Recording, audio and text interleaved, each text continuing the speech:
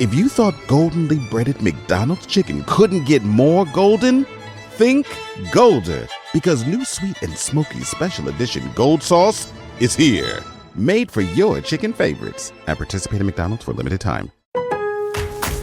Pro Savings Days are back at Lowe's. My Lowe's Pro Rewards members save even more with limited-time doorbuster deals. Save $5 on 24-count Contractor's Choice 42-gallon trash bags, now just $14.78. Plus, get your choice select DeWalt Elite Series saw blades for $9.98. Not a Pro Rewards member? Join for free today at Lowe's. Valid through 9/17. Selection varies by location. While supplies last. Loyalty program subject to terms and conditions. See lowes.com/terms for details. Subject to change.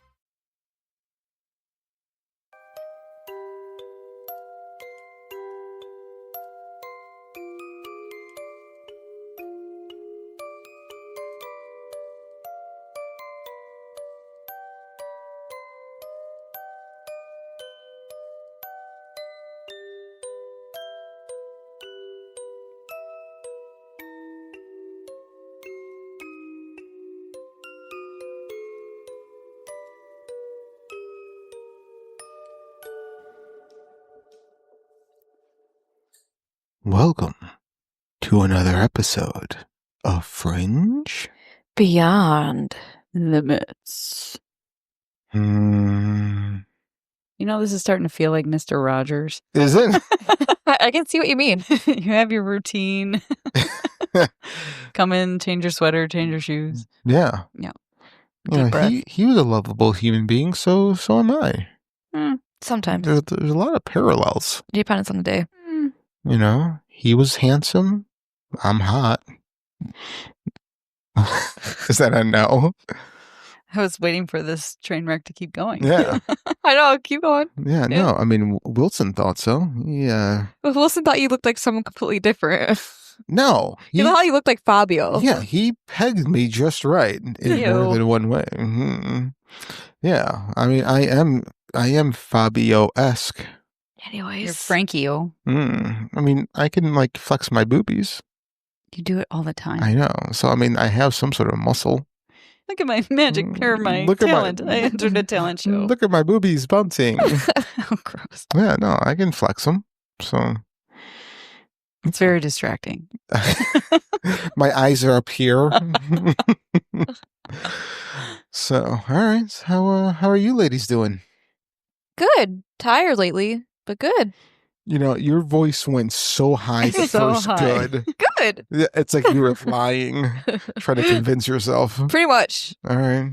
So Isn't that how life goes? You're trying to convince yourself that you're doing all right, but you're not. yeah, Yep. pretty much. Yep. That's 101, 102? 103. 201. Oh. Mm. What about you, Miss Lynette? Good. I have a funny story. Oh, I love them. Well, I think it's funny. Hopefully you find it funny. All right, I already don't. Well, when we were unpacking, I met one of my neighbors, and her name was Betsy from Georgia. Oh, Betsy from Georgia. She's definitely retired. I want to venture she's in her upper 70s. Oh, wow. But she comes over like a big old tray of snacks and fruit and chips and crackers and stuff like that. And it was like a foil baking sheet, like what you would bring to like a picnic or something like that. But it had all these cupcake things with all the little snacks all compartmentalized and stuff like that. Mind you, I like pecans, but I don't love pecans. But whatever these pecans were in there were like crack. I don't know what the heck Really? was going on, but they were fabulous. Well, anyway, so she brings me over this tray and she's like, when you're moving and you just need a snack and you feel like you're going to fall over. I was like, yeah, sure. And then she busts out this notepad. It's like a whole bunch of sticky notes that she had in her pocket. And she writes on all of them. She's like, okay, this is my primary care physician. You should use them. This is my nurse practitioner. This is the library. This is where I get my nails done. This is the garbage. And it's like 10 pages of like Post-its. And I almost said, bless your heart. But then I was like, I don't know Southern etiquette. Yeah, you I can't might be say that. insulting her. Yeah. So, from my understanding, bless your heart is actually an insult. Yeah. It's a so- passive aggressive. Yeah. Yeah. So I'm happy you didn't say I that. was like, oh, you're wonderful. Oh, you're so great. I need to learn like Southern Yeah. communication. Yeah. Do the Google. Yeah. I think there's a. Clutch my pearls. I'm going to come back and y'all be like, you're crazy. So do you know why they call them Southern Bells? Because they're ding-dongs? No, they always got a dong in them. Ding dong, ding dong. You should have a dong in you too. So, all right. So I thought it was funny. Yeah. Have you met any other? A couple other neighbors, yeah. yeah. The first two neighbors I met were Wendy and John, and my brain's like, oh God, do I live in like Peter Pan? Because isn't Wendy's little brother named John? Yeah, it is. Yeah. Yeah. And you know what? The South, Wendy and John, and they're married. Oh, God. Yeah, that makes sense. Brother and sister marrying. I get it. Well, the thing is he's from St. Louis and she's from Washington State, so so maybe they brought their West Coast culture over. I don't know. Yeah, or maybe Midwest, or maybe that's where they grew up. Yeah. Moved to the South, and then realized their brother and sister. I'm like, oh, we should get married in Tennessee. Yeah. You know Why? Because you're the only Tennessee. You love it. I do. What did Tennessee? What? What Arkansas? How should I, Ohio?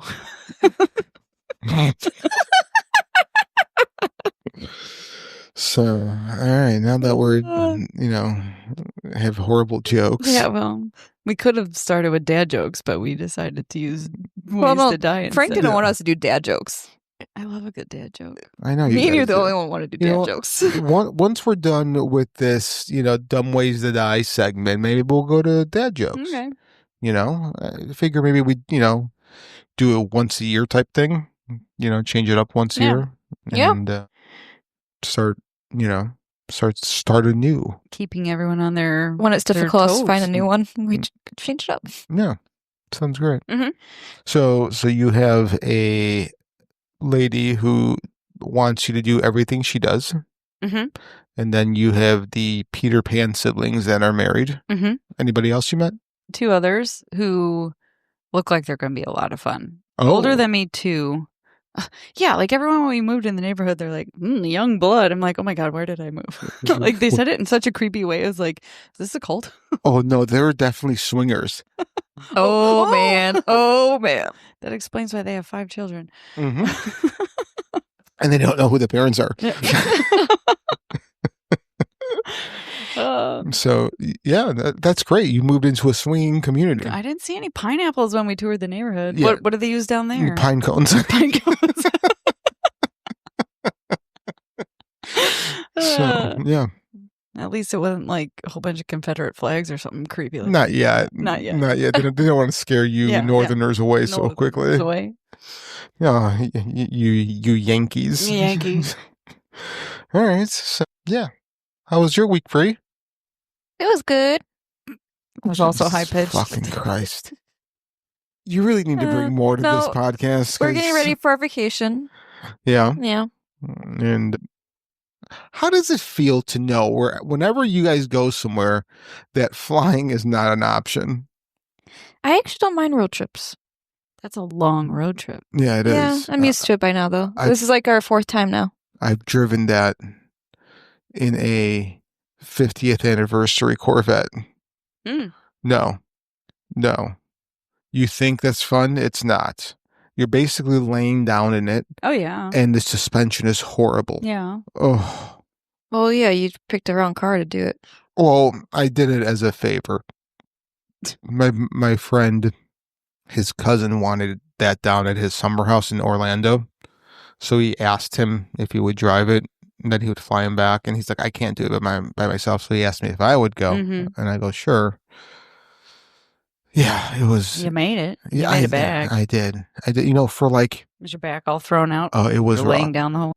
If you thought goldenly breaded McDonald's chicken couldn't get more golden, think Golder, because new sweet and smoky special edition gold sauce is here. Made for your chicken favorites at participating McDonald's for a limited time. Do you have $10,000 or more in credit card debt? Maybe you're even barely getting by making minimum payments. With credit card debt hitting record highs, National Debt Relief offers real debt relief solutions for people struggling to keep up. These options may reduce a large portion of credit card debt for those who qualify. You don't need to declare bankruptcy, and you may be able to pay back less than you owe, regardless of your credit.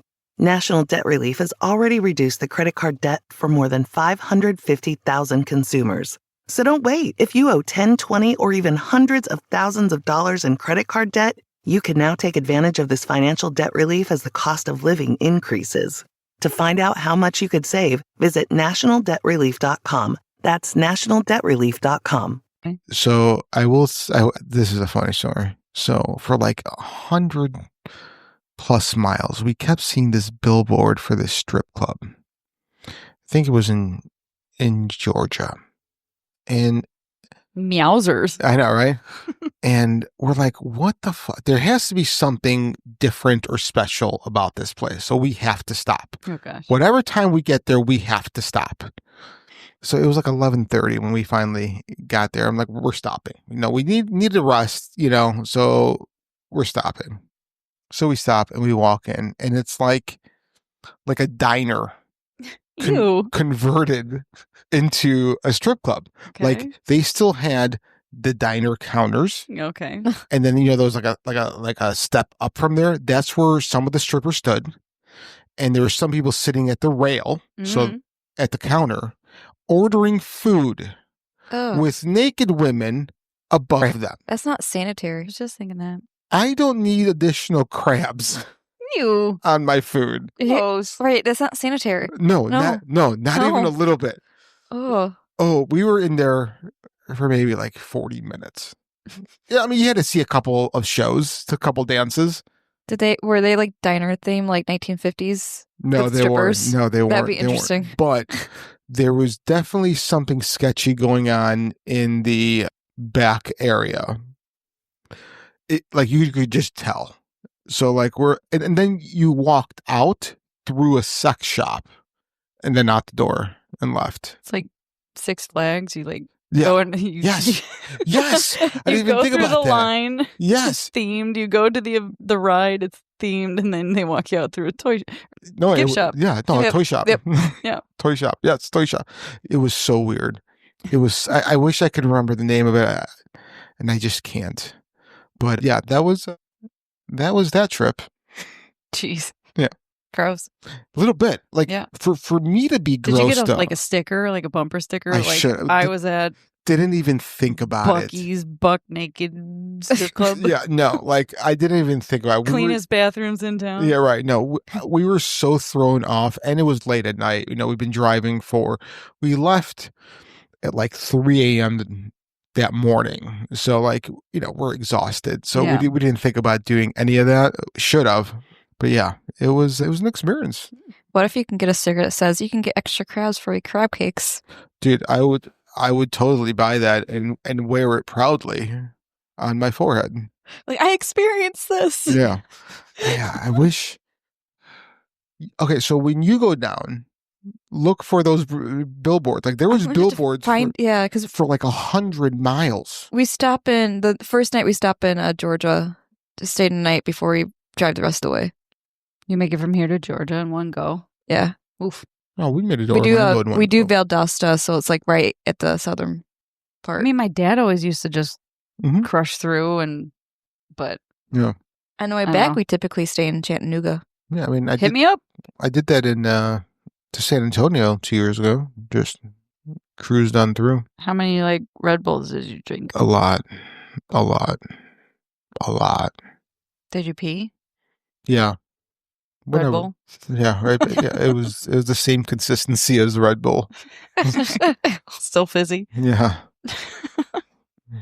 So, all right. Anyway, Yeah. Oh, Yeah, I love our banter and our stories, but I just never know how to move get on. the cart back. the transition. Yeah, We have terrible transitions. I need to We work on transition that. off perfectly fine. Yes.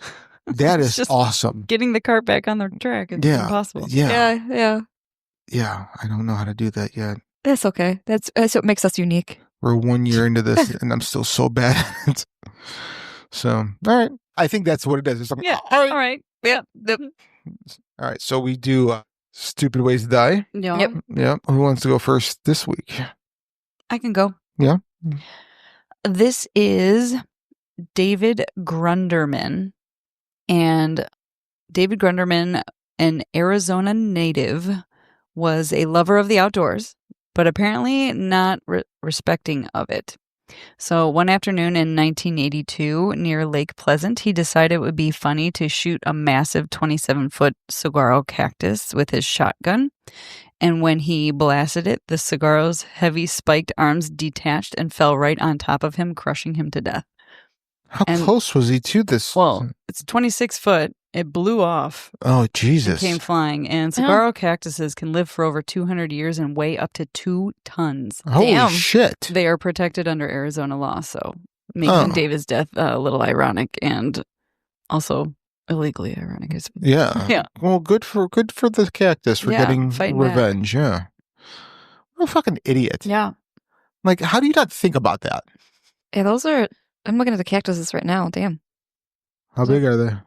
I'm just looking at like pictures of them. Yeah, they're like flagpole. And then some. They can be 10 to 40 feet or even 50 feet. Wow. Wowzers. Those are the typical cactuses you think of when you think cactus in Arizona. Oh, all right. Okay. So like the ones with like the multiple the ones you draw as a kid as a cartoon. The ones that look like they're flicking you off. Yeah. Yeah, or like a person dancing. Oh, I think of it, them flicking you off. Like also super rook. So yeah, don't shoot a cactus. Yeah, I mean, damn, he's smart. Why would you? Okay, I'm happy he's dead too. Bree, you want to go next? Sure. All right. So petting a cobra wasn't the only thing that killed Wayne Roth in 1997. However, it was the main thing. Roth was already under the influence when he went to visit his friend in Pennsylvania, who happened to own a cobra. Roth stuck his hand in like the snake's tank, but that snake obviously objected. And when he was bitten, Roth's friend recommended they go to the emergency room immediately. But Roth refused, and instead he wanted to go to a nearby bar. By this time, his friend finally persuaded him to go to the hospital, but it was way too late. Obviously, he died on the way with a combination of drugs, alcohol, and cobra venom. And blood or alcohol thins your blood, so it probably made it move faster through the system. Yeah. Yep. Dummy. Yep. Wow. I'm happy he's dead too. The fact is, like, oh, I've been bitten by a cobra. A cobra bite, of all things, very poisonous. But can we go to the bar? Yeah, I mean, like, so I can drink more. Yeah, I mean, I can understand making poor decisions. I've made my fair share, but you're gonna die, right? Yeah. You know, I mean, just wanted a beer before he a few left and drugs. Yeah. Yeah. Well, I want to know what kind of cobra it was. Let's do a couple lines of Coke, do a few shots, then we can go. Yeah. Jesus Christ. These stories make me sound like Einstein. Yeah, you really do. I'm happy about this. I like this segment. What do you got under your belt today? Yeah. So a frugal man once tried to save money by using a grenade to create his own fireworks. For some unknown reason, he decided to use a chainsaw to crack open the grenade and get that sweet, sweet gunpowder inside. Oh no. Oh my God. I can only picture this. Okay, keep going. Sparks started flying through the air shortly before parts of the man did. Oh my God. No kidding. Oh no. What? Right. What? Right. Oh man. And to think that this person was of sound mind in the first place to buy a grenade. But also of sound mind. Like, you know what? I can create my own fireworks. This could be easy. Or you could just buy gunpowder. Right. Yeah. Right. Oh my Lanta. So, again, if you or a family member had a dumb way to died in a dumb way, please send us an email, fringebeyondlimits@gmail.com. Yeah. With the subject as dumb. Dumb ways to die. I would love to hear the way that you died. If you're a spirit, please contact us. Wouldn't that be funny if like a spirit did contact us? It's like, yeah, I made a mistake. Yeah. Like what if like, did you ever see the movie The Ghost in the Machine? Nope. All right. You guys need to like. I thought you were going to stop asking me about movies. I know I should. I really need to remember. I think after how many years of friendship we had? I have way more hobbies than But she does movies. surprise us every once in a while and say, Every I have once in seen a a while. movie. Yeah, every Yeah, once in like a the while. rare, weird, obscure ones. Yeah. Well, no, I mean, you watched Nefarious. Yeah. That was a great movie. That was good. That was really good. Harold and Kumar. Harold and yeah, no. Of all movies, you Yeah. saw that one. I mean, that's just as important as Citizen Kane. I mean, I get it. Gone with the Wild, Harold and Kumar. Yep. Yeah, no. All on the same playing level. All right. What the fuck's wrong with us? All right. So, yeah, you have to watch. Did you watch all the Harold and Kumars or just the first one? I didn't know there were more than one. Oh, there's like 3. Really? I've There's seen the 2 White for Castle sure. one. Well, that's the first one. Yeah. Yeah. Well, I think they all incorporate White Castle. No, the first one was called like Harold and Kumar Go to White Castle, right? Yes, that's what Yeah, it was called. But I think all of them incorporate White Castle one way or another. Yeah, the second one, they get arrested and get sent to Guantanamo Bay. Oh, okay. And they're almost forced to eat a cock meat sandwich. Ew. I know, it's fucking hilarious. Gross. Is there 3 of them? There's 3, yeah. There is 3. Escape from Guatemala. Yeah. Escape from Guantanamo. Yeah, and then the other one's 3D Christmas. Yeah. A very Harold and Kumar 3D Christmas. Yeah. It's a movie in 3D. I don't know, I guess. I would assume so. I didn't watch it in 3D. Are they done making movies in 3D? I feel like it was a thing for a while. It was such a great idea, but I think that the technology is just still too new and Or just too expensive. right. And then having to own a TV to broadcast it in Just 3D. even- I mean, I still have a TV that No, was nice. a 3D TV. Yeah. Don't really watch much TV, so it still works. But like even in theaters, Yeah. you know, Yeah. like maybe there's only just some types. Like I saw, Yeah. what's the blue people one? Avatar. Avatar. That one in 3D, and it was so incredible. Yeah. Didn't we watch a movie in 3D? Jurassic Park. Was it Jurassic Yeah, Park? it was 50 it Shades was of not Grey? Jurassic Park. It was one of Jurassic Park Yeah, movies, but it it was like was. the first one where Chris Pratt. Well, Chris Pratt, I think, was in all 3 of those. He was no. Okay. Look, I'm saying Jurassic Park was like the not. The first of that trilogy. No, Jurassic Park's the very very first. You're thinking of Jurassic World. Yeah. Yeah. I'm Yeah. talking about Jurassic Park, like the whole entire series from the very first one, which was like 6 movies or 7 movies. Okay. But But we saw one in It's the first theater. Chris Pratt one that we Okay. saw. Yeah. Which I think is Jurassic World, right? I don't know. But yeah, no, I like the 3D aspect of it. Hey, so when you get rid of TVs, can you just give them to me? Sure, I was going to bring one here for this room so we can. Yeah. Yeah, no, because I mean, I know that whatever you have and you're ready to get rid of is still a brand new TV. I know it's only got like 6 With the hours amount on of it. movies Yeah. that she's seen. I will take them. You don't have to get rid of them or throw them away. I will take all of them. 6 hours of utilization Mhm. for 10 years. I'm good with that. Are any of them over like 80 inches because he's looking for a bigger TV? No, Dude. not one that I'm giving you because we have. Do you have like an Yeah. 80 incher? Yeah. Lucky girl. Yeah. Bazinga. No, I like it's so crazy. Like I don't care if it's even a cheap TV. I want to go buy like an 80 incher for like $800. Yeah. Like and just Oh, mine's 75. Sorry. It's oh, 80. that's I'll take that. But like even the 75 incher for like $800. Like, and I just want to play my football on it. My You PlayStation. should set it 5. on the floor and sit right in front of it. Yeah, like pretty a much. kid when Yeah. we watched our tube TV. Well, right, but you Yep. can't do that because it's going to ruin your eyesight, right? No. Yep. No, It's not a You tube become anymore. comfortable, Brian.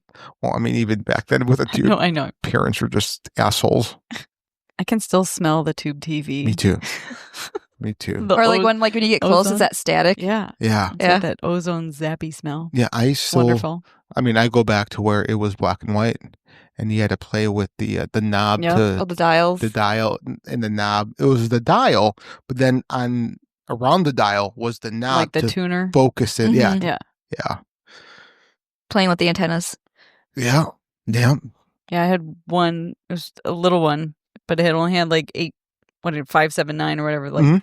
5 channels, and Yeah. just click, Just the click, basic click, channels. click. Yep. Yeah. And then like it was like UHF for like channel 50 and 32, right? Mhm. Yeah. Oh my God, I'm And so I'd watch fucking Mr. old. Wizard every morning. Do you remember Small Wonder? Yes, love that. That was a good one. Yeah, I thought she was so hot. Really? I really think she was like my first crush. Oh my. Yeah, like I wonder some like.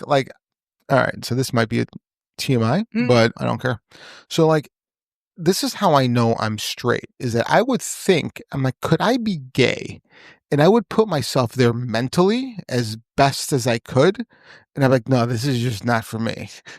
And like, then I think about like my childhood. I'm like, you know what? I was never really attracted to men. It was always females that I wanted relationships with. So I'm like, all right, I am straight. But like, someone who is gay is on the other end of that. Like they always thought and felt their way with the same sex instead of the other sex. So, but yeah, but like I always thought, like, could I be gay? Like I was just open to figuring out who I was, you know. And you're pretty. You have a pretty mouth. You know, no. Like I always look at guys' ass too. Is that weird? No, you're non-discriminatory. This is true. You're an equal butter-tunist. This is true. Well, no, I mean, like I could honestly say and look at a man and be like, wow, that's a handsome person, and be like, Jesus Christ. Well, same like women. Women look at other women and be like, yeah, but like you also got to remember the generation I grew up in. So like you got to remember, I'm Generation X. He's Generation 100%. Yeah, just saying, everyone from that generation says 100%. Yeah, 100%. And that's so true. No, but like also like you see all like the 90s movies, like the football, like that's the way it was really like there's people that were just fucked in the head. So like that's the generation. So for that generation, I'm actually pretty progressive for the way that I thought then and now. So yeah, I just never saw a big deal with gay people. Like, you know, you are who you are. And I always thought that's just who they were. Right. You know, and it's none of our business. No, not at all. I never thought it was. Like, all right, so there was one time in high school, I was a senior, and there was an altercation between like the popular senior kids who were mostly football players and like this weird, I don't want to say weird, different group of people. And I'm pretty sure, you know, they were like the goths basically. Mm-hmm. And I was sticking up for those kids against my teammates and like got in an altercation against them because like there was no reason to pick on these kids. Like I had zero relationship with these kids too. Like you are who you are. Yeah. And yeah, people didn't like me after that, but I don't give a shit. Still don't like you now. Yeah, they still wouldn't like me. I don't like you now. No? You don't? No. Oh. Is it because I defend the gay? No. Okay. I'm trying to make you look bad now. I'm just joking. Yeah, so I don't know. I digress. So you need to get you a button. A button? And a superhero cape. Ooh. I would take a cape. Like I want to bring back that. Why don't we fashion. bring capes back? Yeah, like Phantom of the Opera cape. Yeah. Yeah. Like I wear one at my wedding and Missy wouldn't let me. Like, Count Francula. Yeah. One. The Pest. I've seen that movie. Two. No, it's Count Dracula. One also in the past. Oh, one it is. Stinky Dinky. Yeah, one Stinky Dinky. Or Dicky Dicky Dickless. Like a booger, I stick to this. Dude, John Leguizamo was awesome. He was fantastic. Yeah, I agree. Okay, Bree's quiet for some reason. Because she doesn't know who Small Wonder is. Nope. No. Nope. Or maybe the Pest. Or gay people. Oh, gay people, yeah. Do you know gay people? Yeah. Who? People that you don't know. Or maybe people that you dated. Oh, there's only one. Two. One. Two. One. Don't act like we all haven't been there. Oh, we all have. I've turned lots of women lesbian after being with me. I mean... No, you've turned them into... What's the one where you don't like anybody? Drawing a blank. Non-binary? No. Whatever, keep going. Okay. I'll think about it. Okay, thanks. No. Asexual. Asexual. That's true, I don't like anybody. Yeah, no, I've turned them asexual and lesbian, and, you know, this is, like, really hurtful. You're, like, thinking back on your life now. Damn. Yeah, you guys are really, really hurting my... If I had feelings, they'd be hurt right now. Well, good thing you don't. Keyword, if. Yeah. This is true. Yeah. All right. So anyway, let's get off this train wreck for a minute. Did you ever do yours? Do my what? Dumb Way to Die? Yeah, it was the guy with the chainsaw and the Oh, yeah, that's grenade. right. I don't know why. We've talked too much. I forgot you said no, yours. we did talk a lot. All right, so we got part 3 of Missing 411. Yeah. This is where it gets crazy. Cray cray. Maybe. Yeah, as Bree would say, cray cray. Yeah, cray-cray. Cray. I hate that. I hate hearing cray cray for some reason. I don't know why. I don't want to say it more because you said that. I know you do. I know you do. All right, so here's another episode of our trek into the wilderness of mystery and the unexplained. Last week, we explored the vast expanse of the American East Coast missing 411 cases and the eerie vanishings that defy explanation. If you're just joining us on the trail and haven't checked out part 1 and 2 episodes on this topic, may I suggest you recalculate your GPS and give those a listen? Why would you listen to part 3 before part 2 and 1? Because people like to torment You are and torture psychotic. themselves. Stop it. All right, tonight we're venturing westward into the heart of the Rocky Mountains, the rugged coastlines of the West, and the arid, untamed deserts of the Southwest. West Coast, Best Coast. West Coast. That's why people would jump What's ahead. the best side? You know, my nephew lives in Arizona, and he came with his fiance to visit this past Christmas. I forgot to tell you guys this. And he had a couple weird experiences. They're outdoorsy people, so they go out and They drink on porches? yeah. Yeah, okay. And they go out and they camp in the desert at night. Mm. There was one story, I don't remember, and so I don't want to tell it, but where they got so weirded out that they actually packed up and left. Mm. And they really don't know what they were picking up on. Oh. Yeah. Were they hearing stuff or just the ick feeling? All of the above, I think. Mm. Yeah. So we gotta have them on. You know. Yeah. So yeah. So we could also, it'd be fun is if we all did a trip out there. We'd have a place to stay, and we'd be able to go and investigate in the desert and camping sites with them. I'm down. That would be cool. Yeah. That would be a cool half-week trip. So all right. But you have to get on a plane. I can get a plane. Yeah, she can get on a plane. Oh, it's Brian. who Yeah, does it's that? Brian. Yeah. Weirdo. Yeah. Brian won't be invited, so we're good. Listen, I'm afraid of flying, but I still fly. I know. Really? I'm big on conquering fears. Mm. So Strap you to the roof. Yeah. Right on Put him the on the wing. Right on the wing. Yeah. So So I force myself to go and fly, but I'm scared shitless. Really? Yeah, I know it's weird, Yeah. and it's something actually new as in childhood because I've flown to Italy twice as a kid Mm-hmm. and other places as a teenager, and I was fine. So I don't know, maybe just not being in control. I think that's Mm-hmm. So I can see that. yeah. So, all right. So back to the Southwest. These regions hold some of the most iconic and expansive landscapes in the United States, but they also harbor some of the most chilling missing 411 cases to date. The Rocky Mountains, often called the spine of the continent, stretch across several states, offering breathtaking peaks, dense forests, and trails where experienced hikers have vanished without a trace. From these majestic heights, we'll travel to the windswept cliffs and misty trails of the West Coast where the Pacific Ocean meets towering redwoods and hidden ravines. Areas known for strange and unexplained disappearances. Finally, we'll turn to the Southwest, a land of scorching deserts, vast canyons, and eerie stretches of wilderness where stories of vanished hikers and hunters are as unsettling as the rugged beauty of the terrain itself. These regions are the stuff of outdoor dreams, but for some, they've become nightmarish enigmas. In tonight's episode, we'll unravel cases where individuals stepped into these wild landscapes and somehow never returned. With each story, we'll piece together the strange patterns and chilling details that define the missing 411 phenomenon in the West.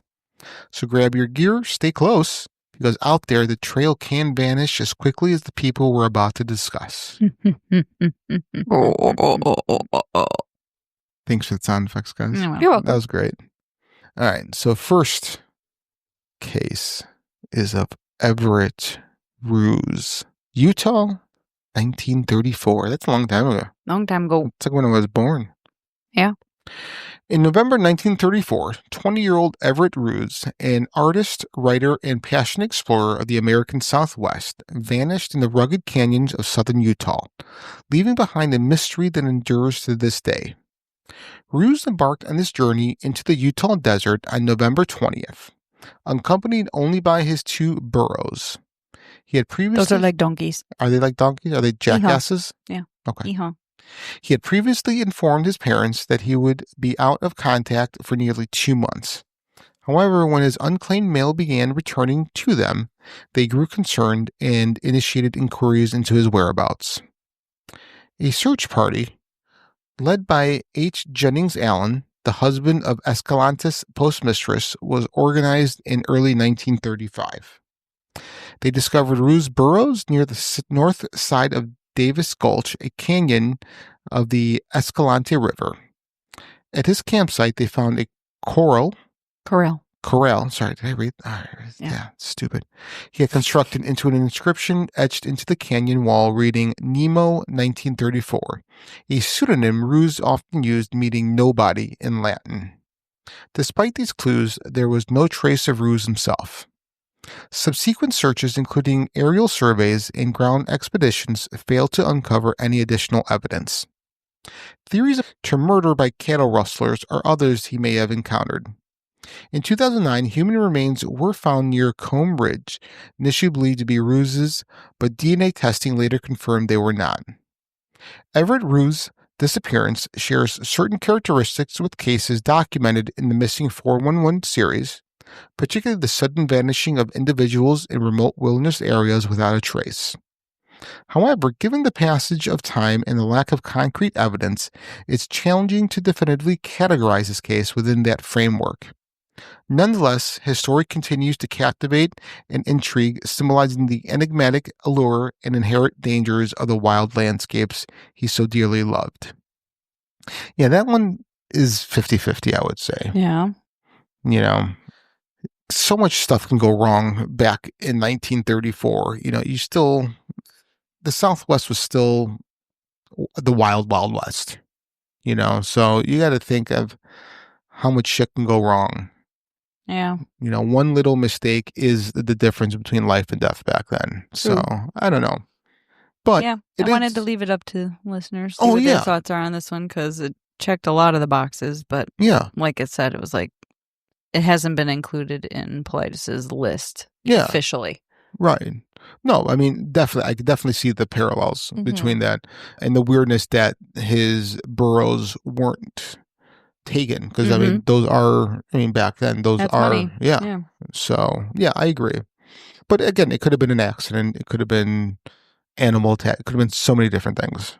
It's just weird. Somebody goes missing and it's like, well, it's the last we saw of old Billy. You know? Yeah. So, all right. So next, in Arizona, 1980, Paul Fugate. On January 13th, 1980, 41-year-old Paul Fugate, a seasoned park ranger in Chiricahua National Monument in southeastern Arizona, vanished under mysterious circumstances. Around 2 p.m., Fugate left the visitor center, informing a seasonal employee that he was going to check a nature trail and would return by 4:30 p.m. He was last seen walking toward the park's entrance, clad in his National Park Service uniform. Notably, he left behind his radio and carried only his keys. Why would you do that? I don't know. Interesting. When Fugate failed to return, the seasonal employee reported his absence, prompting an extensive search involving the Cochise County Sheriff's Department, the Bureau of Land Management, the U.S. Forest Service, and the Southern Arizona Search and Rescue Association. Despite thorough efforts, no trace of Fugate was found. The park's rugged terrain, encompassing over 12,000 acres of complex landscapes with numerous canyons and arroyos, posed significant challenges to the search operations. In the years following his disappearance, various theories emerged. Some speculated that Fugate may have encountered illegal drug or immigrant smuggling activities, leading to foul play. There were also unconfirmed reports of vehicle tracks and signs of a struggle near the Fairway Ranch area.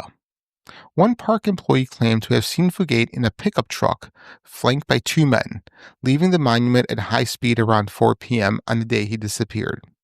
Despite these leads, no concrete evidence was uncovered. Over the decades, the National Park Service was periodically renewed efforts to solve the case. In 2018, the reward for information leading to Fugate's whereabouts or the arrest and conviction of those responsible was increased to $60,000. Following new information that prompted a renewed request, Fugate remains the assistance. As of now, Paul Fugate remains the only National Park Service ranger to have disappeared without a trace while on duty, and his case continues to perplex investigators and the community.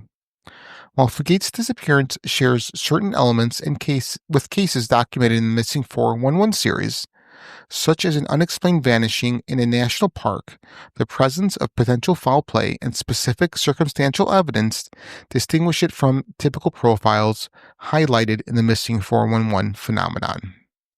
So first off, I think you asked the question, what was it, last week or maybe the week before, where you were saying, have any rangers or search party people gone missing? I think maybe I was thinking of this one. Yeah, maybe. But I don't know. Dude, I tend to think that this one might be part of the 411.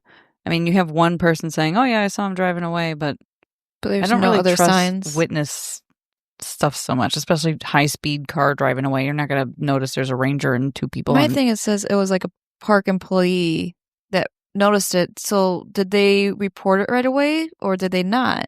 Knowing that it was a park ranger and you recognize this person. Like, that's what I want to know. Like, did they report it after, like, oh, this person's missing? Oh, by the way, I saw them. Yeah, like not a proactive report. Yeah, because, I mean, if I was an employee and I saw another employee getting, like, taken away and I know that's not normal, I'll be like, hey, I don't think that's normal. Yeah, maybe we should talk to someone. Yeah, well, here's my question, is that's the accounts of what that person saw is a little confusing. So was the guy in the truck flanked by 2 people on foot? And then he drove... like escorted to the car? Is that what you mean? Well, like, was he in the truck... All right, and then was he flanked on the outside by 2 people on foot, and then he sped away? Oh, I see what you're saying. Yeah, so because if he should have gotten away. There's no way these 2 guys would outrun a truck, or was he outside the truck, flanked by 2 guys and forced in the truck, and then all 3 of them sped away? Oh, the way I was...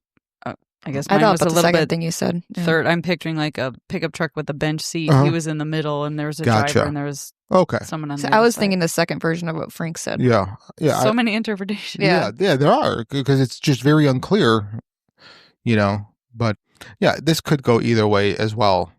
Yeah, just weird. Yeah. Hmm. Yeah, those are the only 2 that I found that were his official list. Yeah. Okay, gotcha. So Stacy Ann Arras. In July 1981, 14-year-old Stacy Ann Arras disappeared under mysterious circumstances while visiting Yosemite National Park in California, leaving behind one of the park's most perplexing unsolved cases. Stacy was part of a group that included her father, 6 other guests, and several staff members at the Sunrise High Sierra Camp, a remote backcountry lodging accessible only by hiking or horseback. After the group arrived, Stacy decided to explore the area and take photographs of a nearby lake.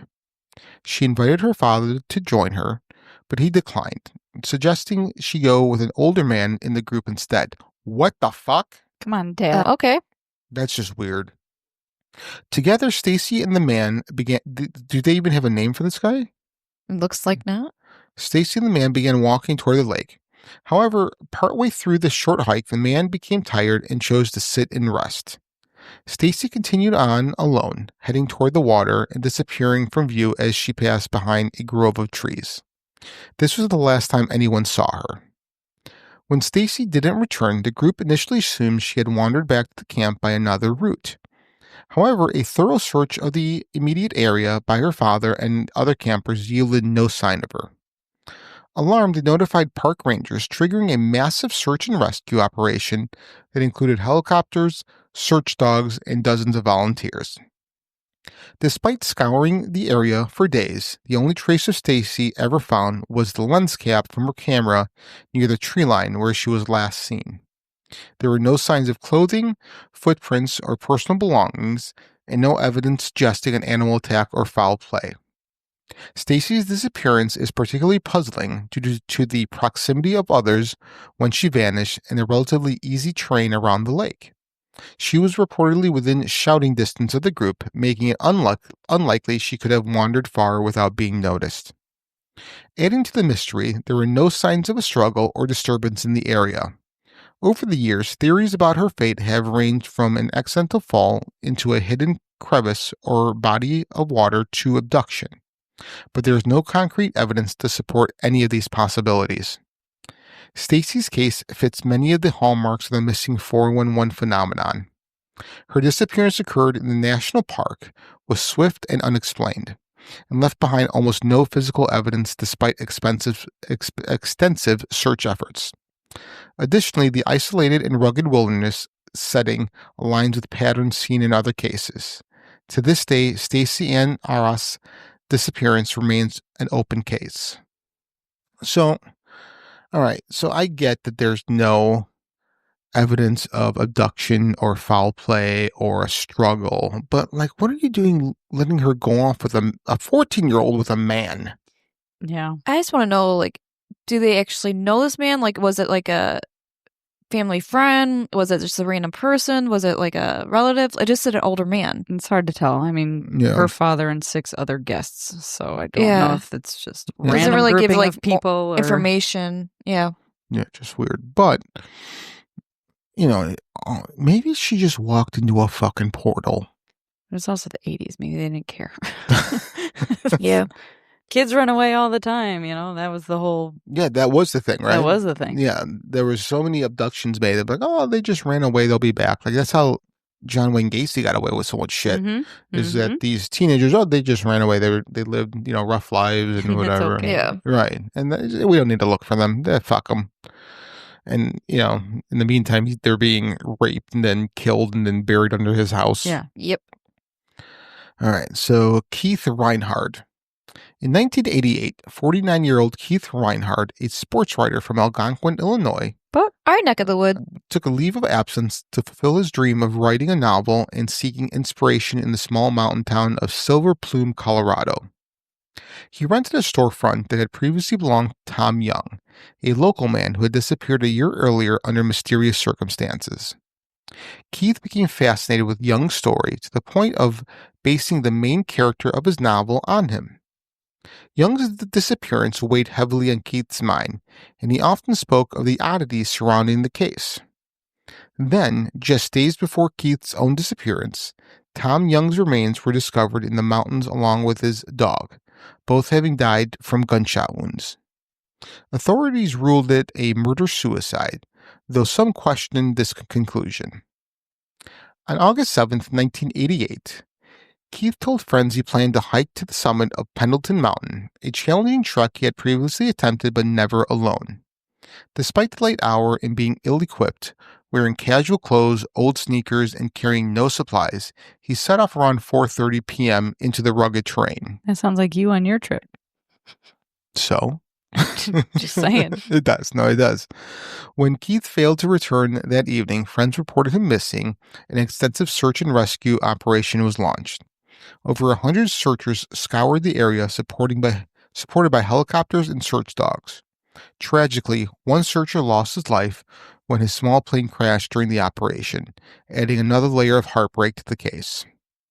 Despite the intensive efforts, no trace of Keith Reinhard was ever found. No clothing, remains, or personal items.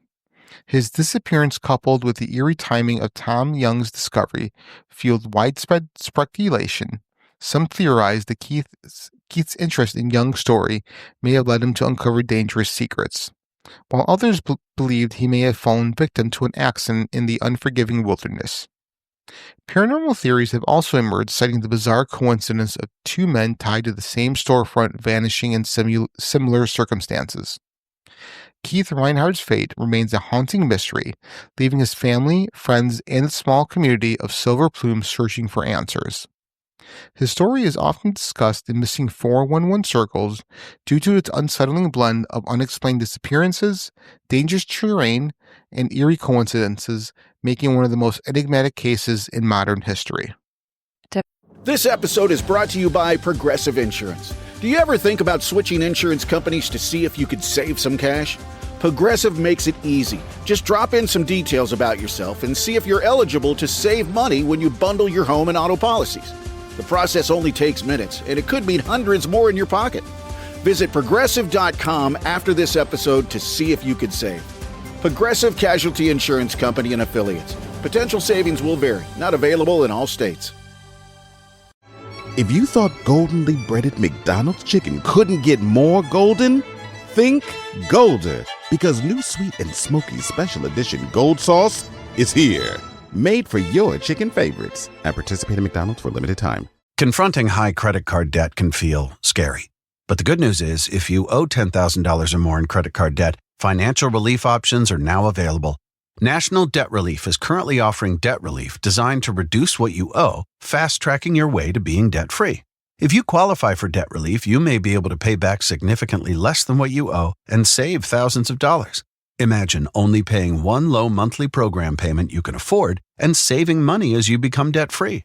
National Debt Relief has already helped bring debt relief to over 550,000 U.S. consumers, earning thousands of five-star reviews and an A-plus rating with the Better Business Bureau. You're stronger than your credit card debt. Take the first step and visit nationaldebtrelief.com to see what debt relief you qualify for. That's nationaldebtrelief.com. Probably has like Shining vibes. It does. Mm-hmm. And what if they were like the same soul incarnated at the same time, so they had to meet a similar fate? Or what if it's that one theory that I toss out, when one gets found, the next one takes its place? Yeah. Interesting. Right. And it's just Oh, kind of like a circle of events. yeah. Yeah. What did you call it? Interesting. Body snatchers or something? Yeah, the body snatchers. Yeah, body snatchers. Mm. Hmm. Poor dog, though. I know. Doggies. Fuck the guy. Like, I always feel bad for the dog. And I think it's because like the dog is just innocent, Yeah, right? Or and- any animal for that matter, not just, It's like when you watch gory films, you're like all into it, but when the dog's involved, you're like, no! like I'll watch like war movies of like the Revolutionary War. Like, dude, don't shoot the fucking horse. Leave the horse alone. Right. Yeah. Like, what the fuck? He just, The horse didn't do anything to you. right. I've seen so many TikToks of guys like, I don't know what it is, but like, my girl she won't even watch Marley and Me because she heard that the dog dies in the movie. Spoiler if you didn't know. But she'll sit there and she'll watch like all these women murdering these men, and like she'll be eating popcorn, folding laundry while she's watching Jeffrey Dahmer documentary, and then she'll turn to you and be like, I'm gonna go to the store and get some yogurt afterwards. That's pretty much me too. I'm horny. Are you? Let's do it. But God forbid an animal gets hurt. No, Yeah, no. won't do it, can't do it. No. Nope. No, I can't. There's some movies that I will not watch because of that. Like I will not watch All Dogs Go to Heaven again Yeah. because That's that's just the cartoon. I know. Like that there was like I won't watch Marley and Me again. Yeah. Once is enough. Yeah. What was the one like Call of the Wild or something? I think so, yeah. Yeah, where like the dog ends up. Yep. Yeah, right. Yeah. No, I'm sorry. I don't listen. If you want to kill a human, he made the stupid choice of doing whatever the fuck it is that Right. got him killed. Right. No, a dog. They're innocent. I agree. Like even when you're scrolling through Netflix and you see a dog on like Yes. the title, you're like, nope. Yep. Especially if it's like dark, somber colors, Yeah. like definitely not watching that. I always one. get excited when like you're watching like either like an action or a thriller or something, and the dog like gets attacked, and you're like, oh no, the more dog, and then like towards the end of the movie, the dog appears out of nowhere and attacks the villain, and you're like, yes, All right. the dog's still alive. So I'm gonna take a little turn here. So we're all dog owners, right? Yeah. Dog lovers. Yeah. Do you ever look at your dog and like when it's giving you a hard time, be like, you know what? 200 years ago, you would have fended for yourself and would have been murdered by another dog at this age. You should just count your lucky fucking stars that. Aw. I never done that. No. Oh God, I look at Sheldon like, dude, you wouldn't have made it to this age 100 years ago. Nope. No, I can tell. I can see you doing it to Sheldon though, Oh, yeah. for sure. He's such a jerk. Rizzo appreciates it. Yeah. Sheldon just looks at you like, what the hell? I know. I got like one of each. It's Yeah. so weird. All right. Jared Negrete. In July 1991, 12-year-old Gerald Michael Negrete disappeared during a Boy Scout hiking trip on Mount San Gorgonio in California, leaving behind a series of perplexing clues that have confounded searchers and investigators for decades. Jared was participating in his first overnight camping trip with the Boy Scout troop, aiming to reach the summit of Mount San Gorgonio, the highest peak in Southern California. Described as a shy but intelligent 8th grader from El Monte, Jared was eager to partake in the adventure. On July 19, 1991, as the troop ascended the mountain, Jared began to lag behind approximately 1,000 feet from the summit. Other hikers reported seeing him taking shortcuts across the switchbacks, a practice discouraged due to its potential dangers. The scout leader, upon being informed, planned to check on Jared during the descent. However, when the group returned to the spot where Jared was last seen, he was nowhere to be found. Search efforts and unexplained findings, an extensive search operation was launched involving hundreds of volunteers and covering a 130 square mile area of San Gorgonio wilderness. After 3 days, searchers discovered a footprint matching Jared's high-top sneakers at an elevation of about 10,000 feet. Nearby, they found his backpack, beef jerky, candy wrappers, and a disposable camera. The camera contained 12 photographs. Most depicted landscapes, but the final image was a close-up of Jared's face, showing only his eyes and nose, taken with the flash in darkness. This eerie self-portrait has led to various speculations about his state of mind and circumstances at that time. That one gives a Blair Witch. Yeah. It also reminds me of, I can never say it, like, it starts with a D. It's like that pass in Russia. Ditlov. Yeah. Reminds me of that too. With like when they found the picture, like looked at all the pictures from the cameras that they were left over. Yeah, this one is kind of weird. Because how did he, or why did he just go off on his own? Like, there's no reason to. He's an 8th grader. He's 12, right? Maybe he was running away from the Boy Scout dude because he was trying to do stuff, that whole Boy Scout America thing going on. He was being touched by the person. And he was trying to run away and he got lost. Yeah, but he wasn't running away. Like, no one was chasing him. You know what I mean? Like, I could understand if, like, the guy was pursuing him and he's like, fuck this, and just takes off. But, like, this is, like, during an activity in daytime with other fellow scouts. Yeah, I'm not sure about that. I guess I was just kind of hung up on the photograph thing. I'm wondering if he was in the dark and he wanted to flash the camera to see where he is. To blind himself? No, and I think he might have accidentally had the camera facing the wrong direction. I think... Like, those disposable cameras are pretty... they're very bright. I want to know when he departed from the group, because, like, rereading this, it just says that he did this camping thing, and then also, like, they just found his body, but, like, when did he depart? What were they doing? They were climbing up to the summit, and they were 1,000 feet from the summit when he fell behind. So he was trying to cut off the switchbacks, because if you probably try to, choke, but, like, try to catch up, because he was falling behind, he thought he could go faster, but... Yeah. But you would think either the scout leader would come down and be like, nope, take the path and walk with him, not just... Yeah. Or count heads when you get to the top. Like, you shouldn't ever lose sight as a scoutmaster or whatever. Yeah. Like, well, that's not even like how, like, when you're... I can't think of the term right now, but, like, going on field trips as, like, a teacher or a parent or whatever, you always go to a place and you double check and you look like, do I have all my students? Yeah, all right, you count. Next area, do I have all my students? Make sure. Yeah. I mean, even 1,000 feet from the summit, you would think that you would still be like, all right, everyone stop for a minute. Let's grab, Johnny, and be like, all right, let's all move together as a group. Because you would think, being a scout person, you can understand the perils that can happen instantaneously. Right. That's the whole job of scouting, is survival. Right. Yeah, that's just really weird. But I don't think it was him that took that picture of his face. I think it might have been somebody else. Or something else. Depending on the angle, because, I mean, if it was like he had that right here and it was just only... Yeah, I think it was something else that took that, maybe. Oh, okay, I see. She's showing the picture.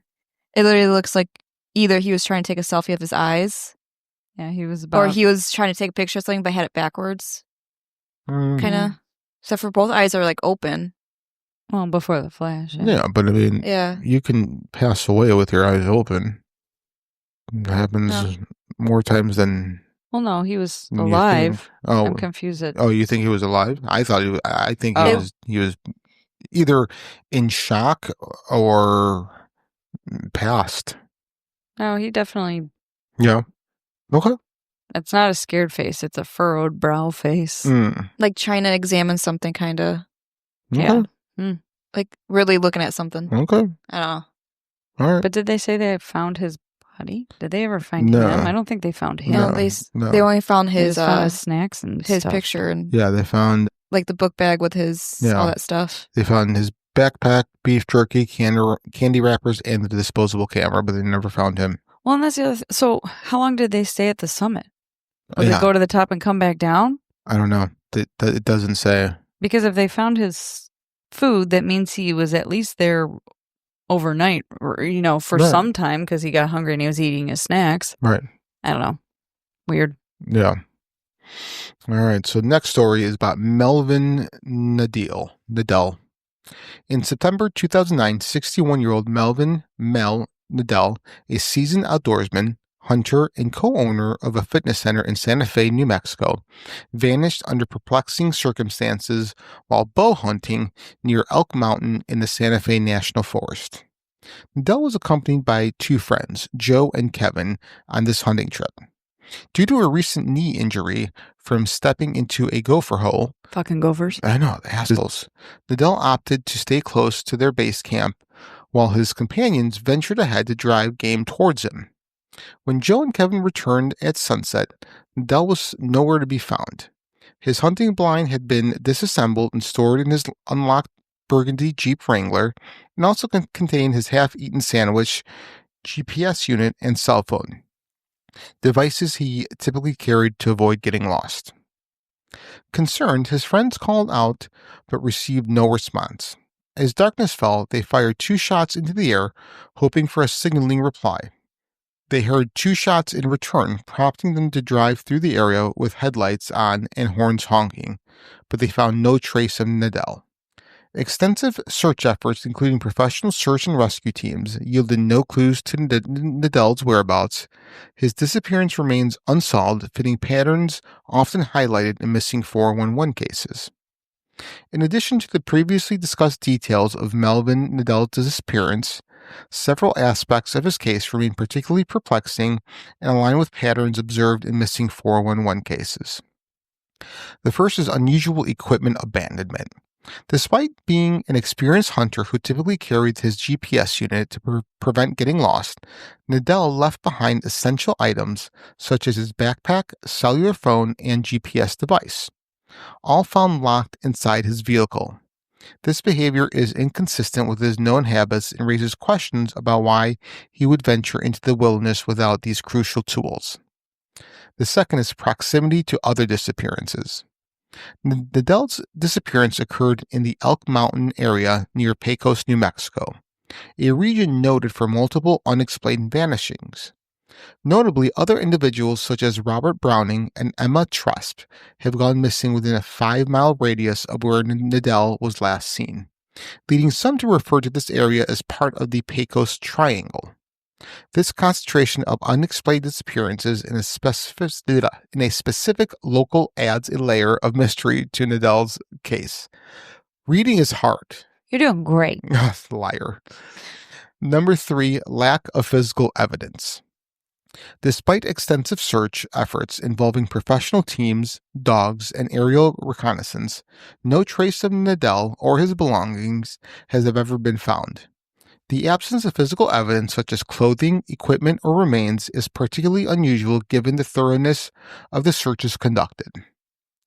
Number 4, the Pecos Triangle phenomenon. The area where Nadell disappeared has been dubbed the Pecos Triangle, due to the number of unexplained vanishings reported here. Some researchers and locals speculate about unusual phenomenon in this region, including reports of strange lights, disembodied voices. Whoa. That was real audio. How did we get that? We caught that live. It's amazing. Wow. And other paranormal activities. While these accounts are anecdotal, they contribute to the enigmatic reputation of the area and the mysterious nature of Nadal's disappearance.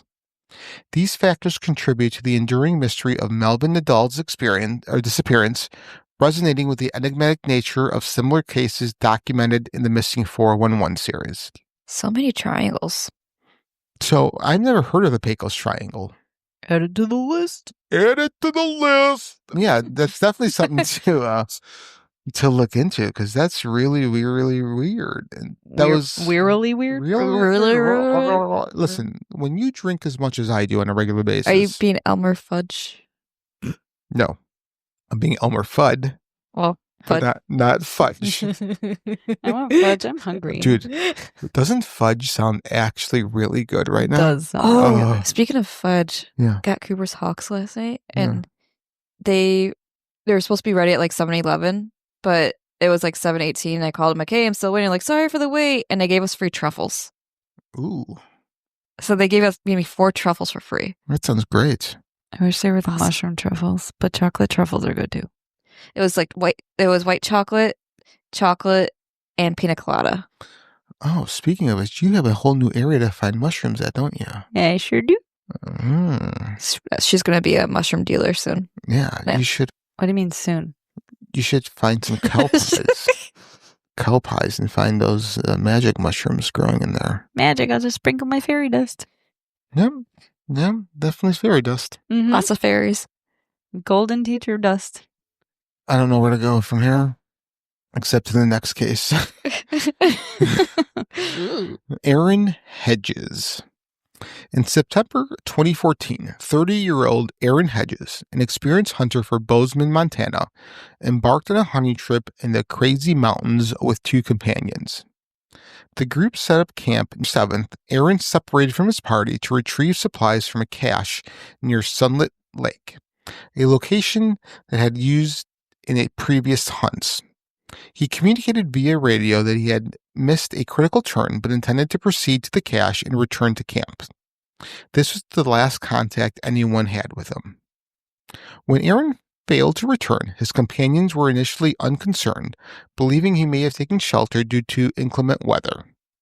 However, after several days without contact, Aaron's wife reported him missing on September 10th, prompting a large-scale search operation.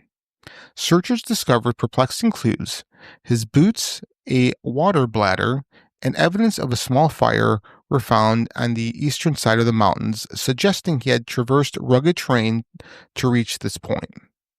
In June 2015, a rancher conducting fence repairs stumbled upon Aaron's backpack, bow, and hunting license on private property, approximately 15 miles from his initial location. The following year, in August 2016, human remains later confirmed to be Aaron's were found about half a mile from where his belongings had been located. The cause of death was undetermined, though hypothermia was considered a possibility. Aaron Hedges' boots were discovered on the eastern side of Montana's Crazy Mountains, approximately 6 miles from where his remains were eventually located. This finding suggests that after removing his boots, Aaron traversed a significant distance through challenging terrain, which raises questions about his ability to navigate barefoot or with improvised footwear. The exact reasons for discarding his boots remain unclear, contributing to the enduring mystery surrounding his disappearance and aligning with patterns observed in other missing 411 cases. Why would you remove your boots? Boots with the fur. With the fur. No, I don't know. Yeah.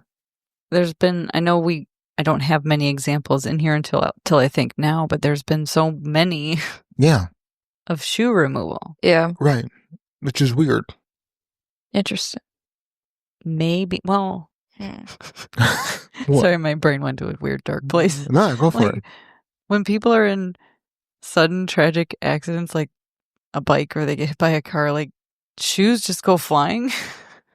Maybe. Well, I don't know. Do you think Or- somebody tackled him out of his boots? Maybe a moose. Maybe Dude, moose, Do hate socks. moose are big. Have you ever seen a moose up close? Yes. They're fucking ginormous. And like a dum-dum, I was like, let me take a picture. Is Yeah. plural moose meese? No, it's still moose. Moose is both Should be singular meese, and like plural. geese, meese, Yeah. goose, moose. No, this is No, because why. English is stupid. Yeah, and you're stupid for not knowing it. Meese. Like they are monsters. They're so big. Yeah. Yeah. And they don't kill you with their horns. They stomp on you. Yeah, That's how they murder things. They crush them Yep. like we crush bugs. yeah, because nothing's bigger than them. Yeah. I mean, it makes sense. They get you on the ground and they just pull the full weight of their body Yeah. on They're you basically like silent assassins. Why do you think they have horns then? If to they, clear out the brushes. oh, is that why? Yeah. To make themselves look cool. No. So they can be attractive to the other meese. Mm. So the bigger the better. Well, I don't know. Ask the meese. I mean, I'm just curious if size does matter. I mean, you girls told me. I'm going to go back to the antler part. Oh, Yeah. They're alright. heavy though. Like, Yeah. and have you ever watched like the videos where deer or moose or whatever, elk are shedding their antlers? Mhm. Yeah. And they're so heavy that they're walking sideways and they look like they're drunk. Yeah. Yeah. What if that's also the case and why so many weird animals have been seen in the forest? What do you Y- mean? They're y- drunk? They only had one-sided animal. Yeah, they're Antlers. like, Oh. they're walking till they're like, Oh, what the not fuck? deer Yeah, makes them walk like that? Yeah, yeah, Mm. yeah. And also, so this is week 3 of us doing this topic. I was thinking about this. Like, we've been on a lot of road trips together, to different paranormal spots. Like, did you ever notice when we're driving and and there's woods on either side of us, like you can't see very far into it. No. So do you ever wonder what's watching us as we drive by? I've actually always wondered that because every single time I drive by any of that, even when I go on my own road trips, I like look through and I'm like, can I see anything? Can anything see me? I always think of like just rabid homeless people.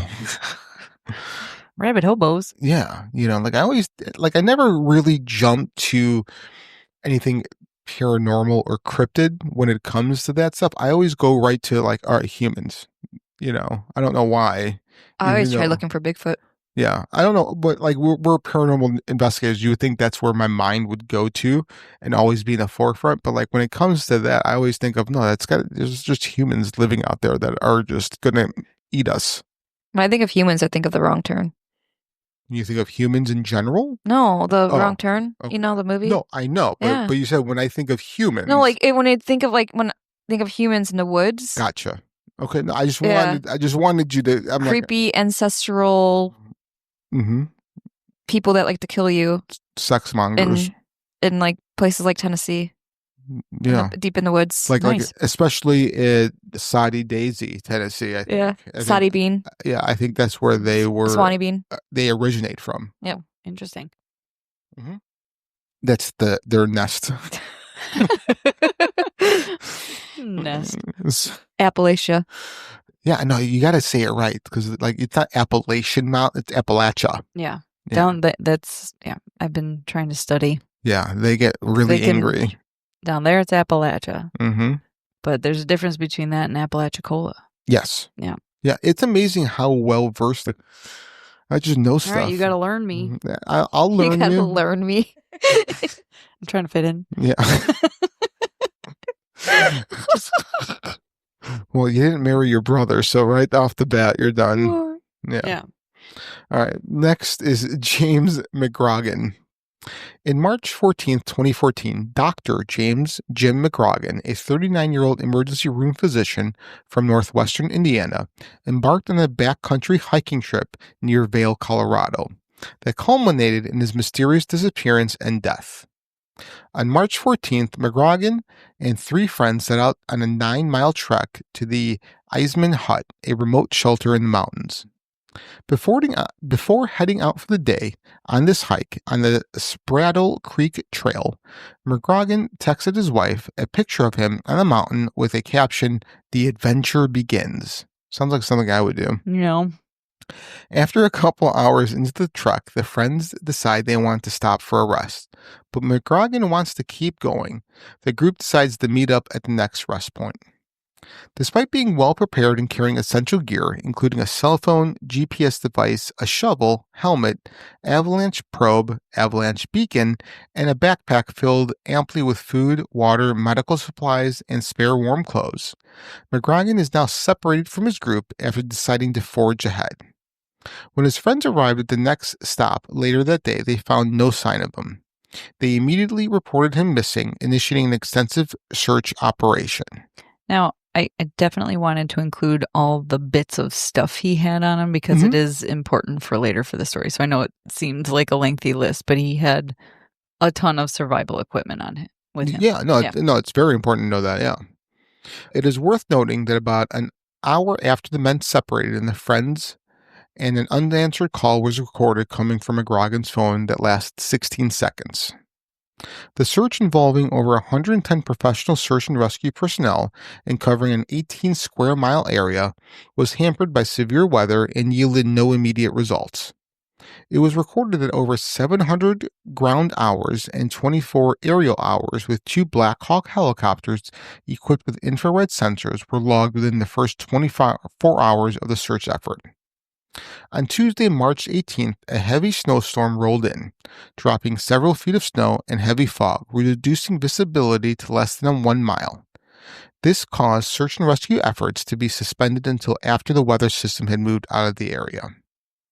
It wasn't until April 3rd that McGrogan's body was discovered by backcountry skiers near Booth Falls, approximately 4.5 miles east of the trail leading to the Eisman Hut, and just 1.5 miles from the Booth Falls trailhead. This location was notably off course from his intended route.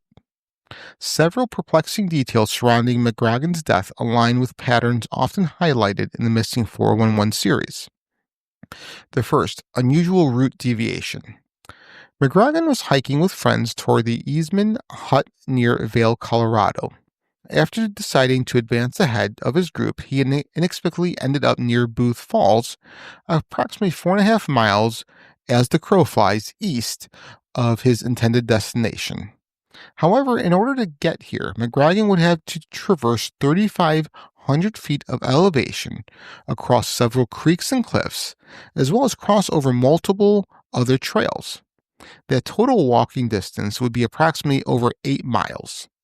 This significant deviation raises questions about how and why he veered so far off course.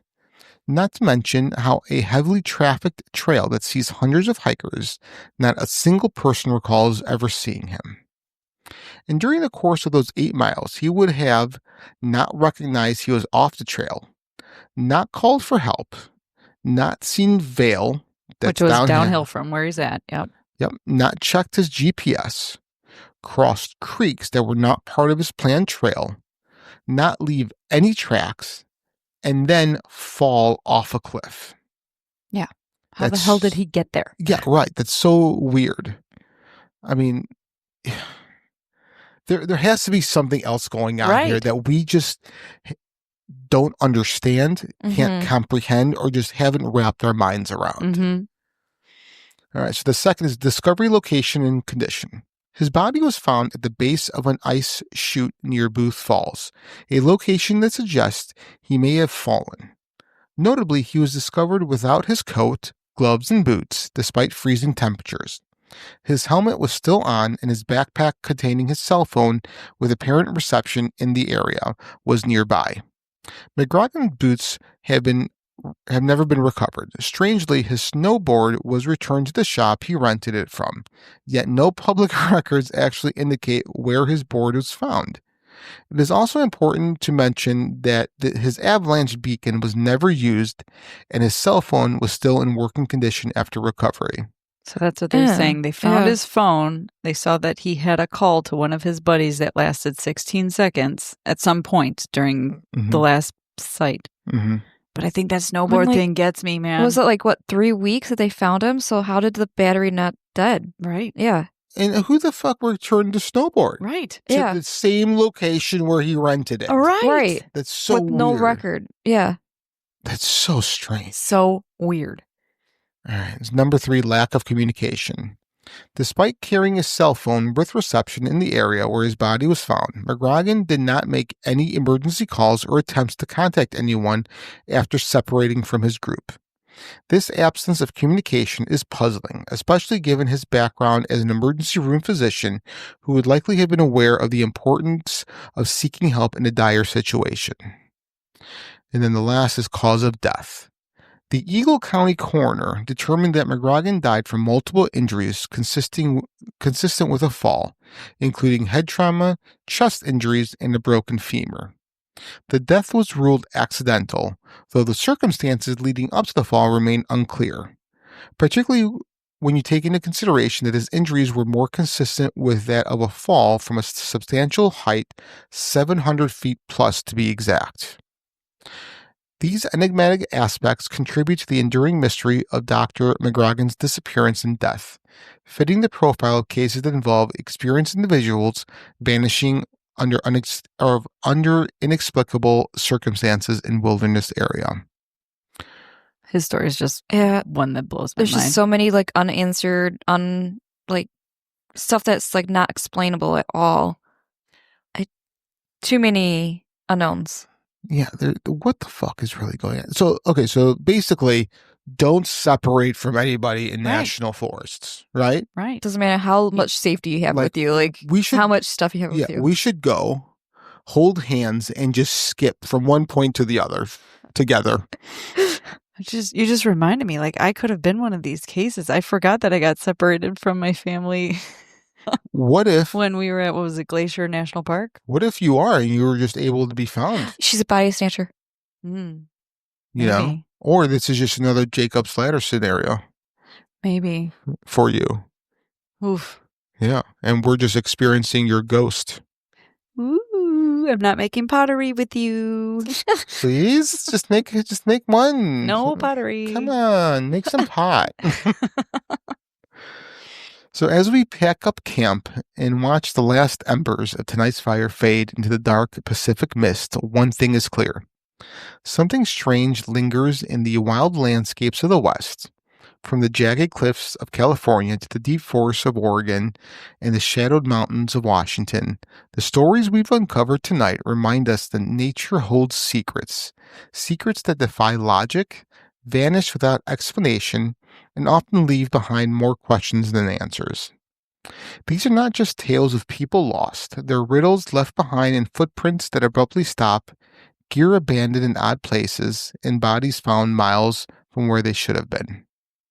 Until cross paths again, stay curious, stay alert, and remember, when you're out in the wild, not everything that disappears is ever meant to be found. So, hey man, this was a wild ride, these three. There's just makes so you many want to more dig cases. deeper. I know. Yeah. I know, You just want to dig deeper into this and just... Yeah, I still lean towards feral people. Okay. Yeah, which is weird.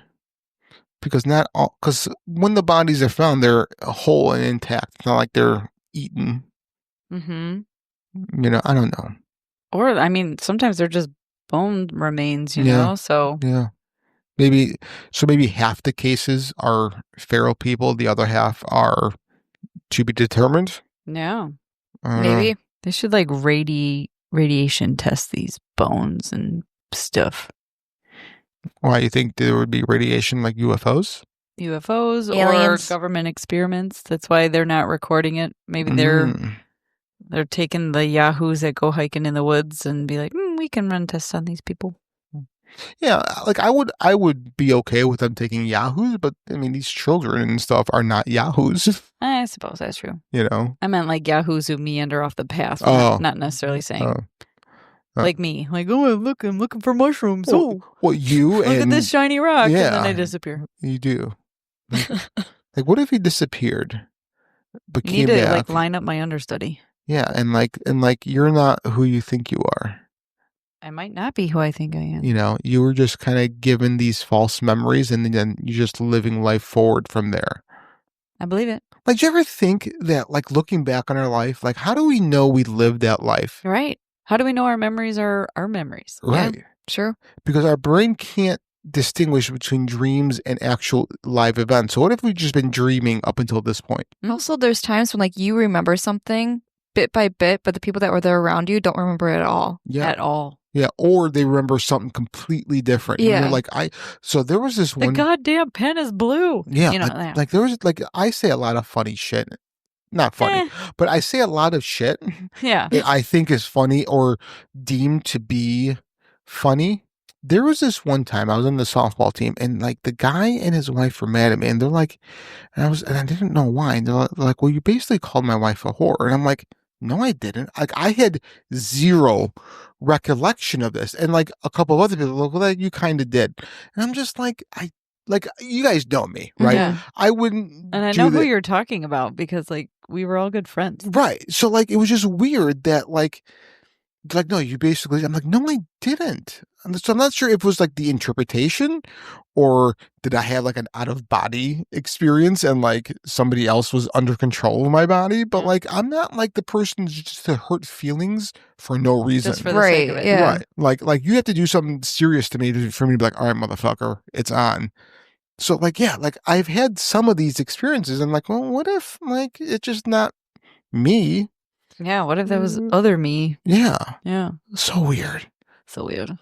All right. Well, this has been fun. We should have like other. I'm sure. Follow-ups. Yeah, I'm sure there'll be follow-ups and shit coming because I'm sure we'll just in the nature of us doing research, we'll come across other things. Yeah. Yep.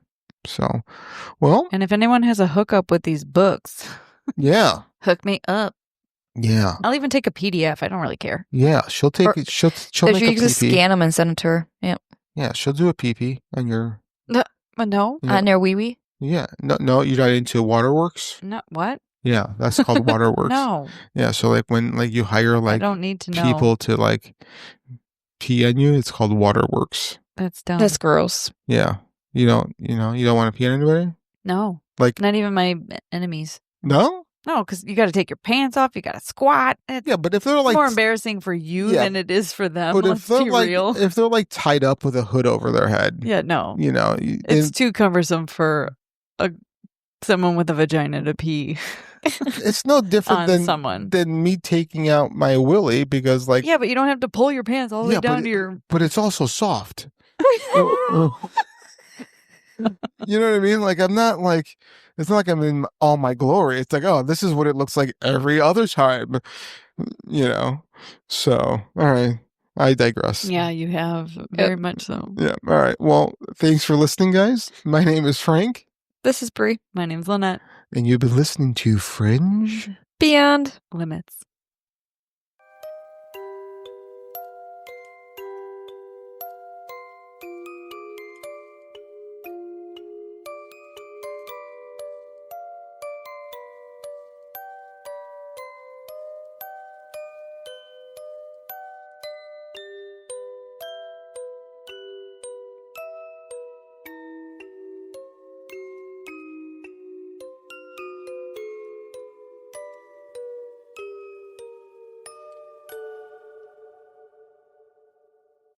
If you thought goldenly breaded McDonald's chicken couldn't get more golden, think Golder, because new sweet and smoky special edition gold sauce is here, made for your chicken favorites at participating McDonald's for a limited time.